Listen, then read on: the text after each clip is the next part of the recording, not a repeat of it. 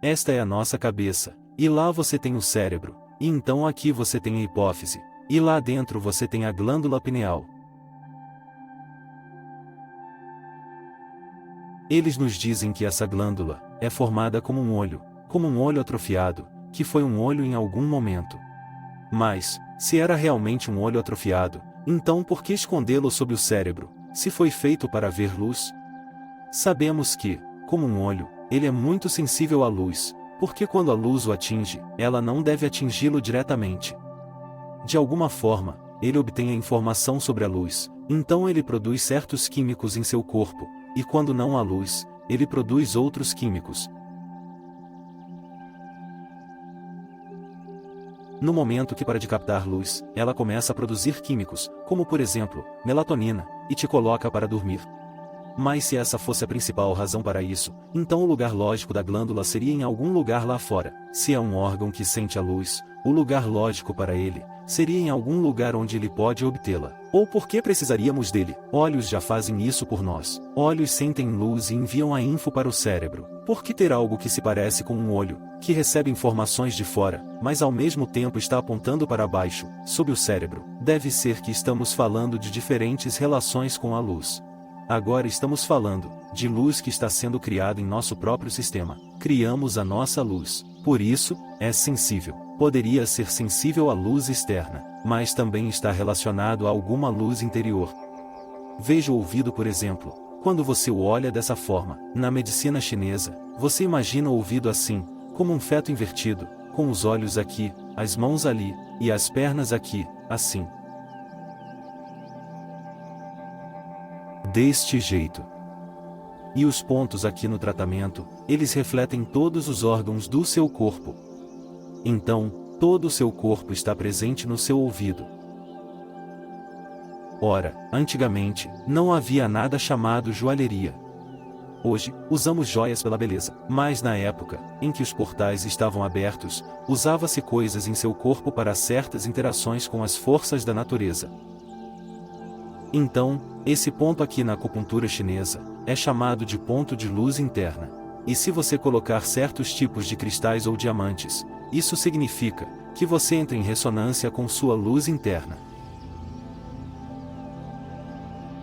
Assim, sua visão interior é ativada. E na época das sacerdotisas, as jovens sacerdotisas nos templos, uma das maneiras de ativar a visão interior era colocar diferentes tipos de cristal ou diamantes neste ponto, dependendo do que elas queriam estar trabalhando.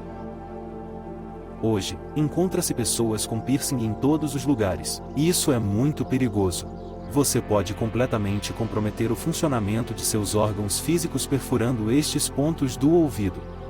Eles não sabem que cada ponto do corpo está relacionado a um determinado órgão, e você não sabe o ponto que você está perfurando, com o que está relacionado, o que você está realmente perfurando, e que metal você está colocando lá, e qual a consequência disso. É muito perigoso. Vimos evidências de que os antigos egípcios fizeram alguns piercings, e os sumérios fizeram tatuagens em tempos antigos e tudo mais, mas eles escolheram os símbolos certos.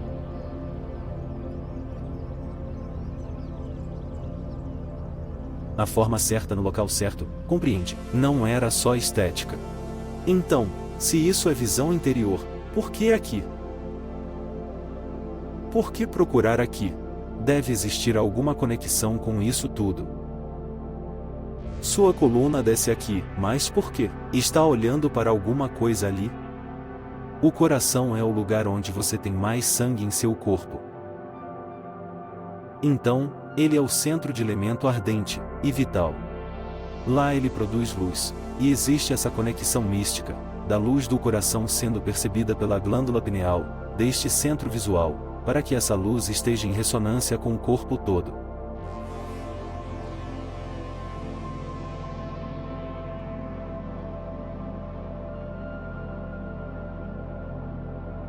É um ato harmônico, do corpo, o tipo de ato harmônico que você percebe nas cores.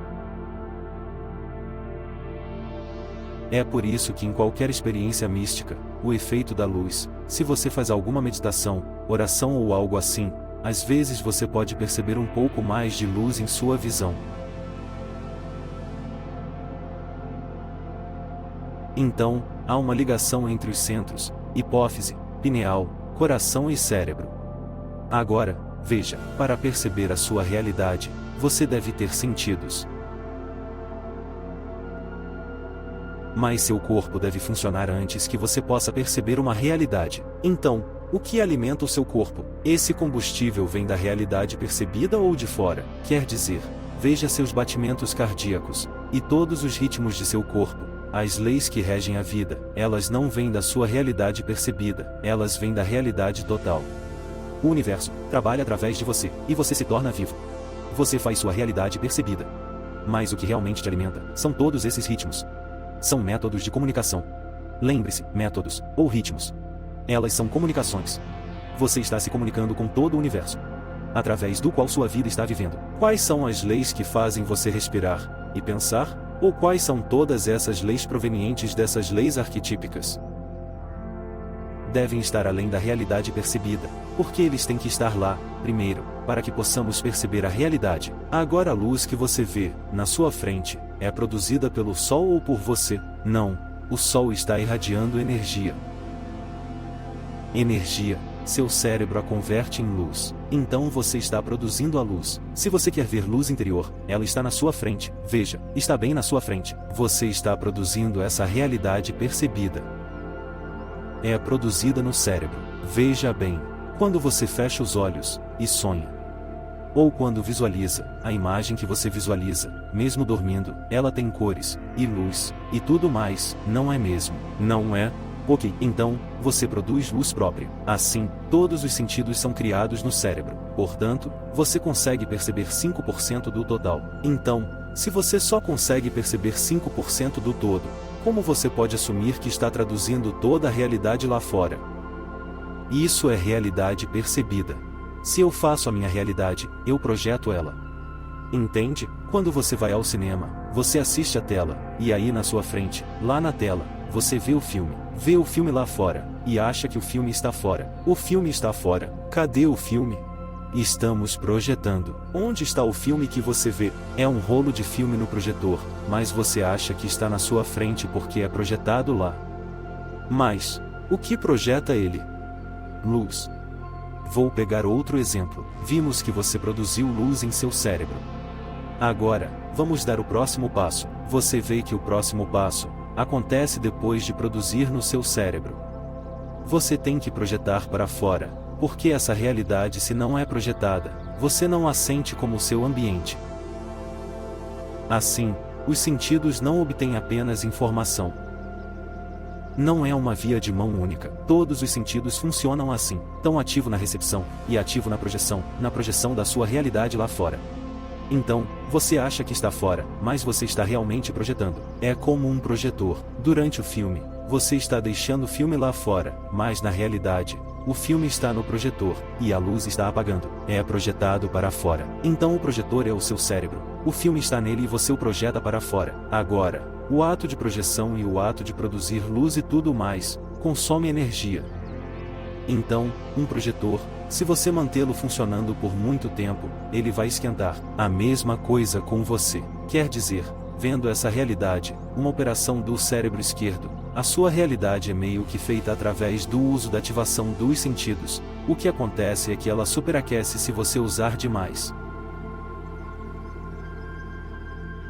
Então você tem que dormir. Você pode usar por algum tempo, e depois você tem que dormir. Você não pode manter essa realidade lá fora por muito tempo, porque você precisa de uma certa quantidade de estresse para tê-la. Mas há caminhos fáceis. Sempre que fica muito estressante, você sonha acordado. Então você ativa a outra parte do cérebro e, em seguida, algum devaneio. É relaxante. Veja, se uma pessoa tem muitos problemas, ela sonha um pouco.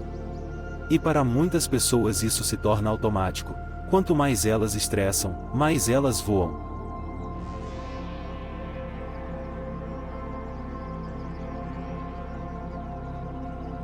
Agora, se eu estou produzindo a minha realidade, e eu tenho um projetor, eu estou produzindo a minha realidade.